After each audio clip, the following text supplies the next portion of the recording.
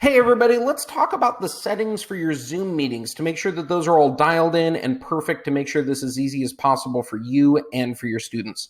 These settings work the exact same way whether you are scheduling a new meeting or whether you're going to take one of the meetings that have already been scheduled that you've already given links out to your students. You can just click this thing and you'll notice if you scroll down, you can edit the meetings that already exist. So I'm going to click that.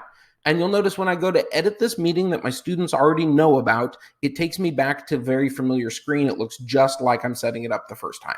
So what do we want to do? Well, first of all, my meeting, not a great name, not very descriptive, kind of hard to see exactly what that session is. So you might want to give it a name like Mr. Rothy's class or period 1 or whatever descriptor you want. All right, let's talk about now these time settings. Right now, Zoom is suggesting that this happened on the 13th at noon and for it to last an hour. This is good if I'm doing a business meeting, but not great for distance learning. What I really want is one link that my students can come back to every single day and just keep reusing that same link to have our distance learning sessions. So what I want is this recurring meeting option. Go ahead and click that. But you'll notice once you click it, the default is for it to happen daily at noon for 1 hour. That's not what we want either. So click this daily drop down. And for distance learning, you probably want this one called no fixed time. Once you pick that, you'll notice all of the time and duration and date stuff goes away. Now you just have a meeting link that is always waiting for you to come in and launch whenever you want. This is the best way to do it. Meeting ID, let's leave the default one clicked. The generated ID is the way to go. Security, we definitely want the passcode on. Leave it with these randomly generated digits from Zoom. That's going to be perfect to give us meeting security. And waiting room, you do want this to be on. That way you get a chance to approve everybody that's trying to join your session without them just coming right in. That way you can vet student names and make sure it's a legitimate person trying to join your meeting for security purposes. All right, how about video? When the host comes in, yes, I want my webcam to be on by default so students can see me. I also want my students' webcams to be on by default when they come in so I can see them. So I'm going to turn both of these on.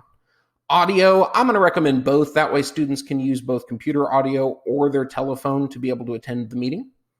And how about for meeting options? Let's take a look at each one of these things. I do not want students to be able to join before me, so I'm going to leave that off. I do want to mute my students when they come into the room. That way we don't have live mics from everybody, and when they need to share something, they can just unmute, but they come in muted. I do not want to click only authenticated users can join. This would require all of my students to have Zoom accounts and be logging in with their Zoom accounts. This is going to create a ton of headaches for my students and for me. I already have enough security settings and waiting room and all that stuff, so leave this one off. And finally, the last one, do you want it to record the meeting automatically? Yeah, I'm going to pick that.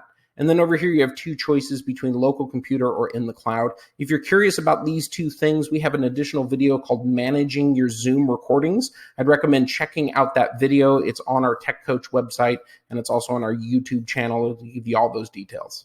Lastly, alternative hosts. This, if you're ever going to miss a session, this is where you can put your substitute's email address in here, and then it gives them the ability to take over as host for that day and serve as a host for your Zoom session. So this is where you would put in their redlands.k12 email address. That's it. Those are all the settings. Once you're done, click save. And at any point, you can always go back in here and re-edit your settings in case you made a mistake or need to make an adjustment. Thanks, everybody.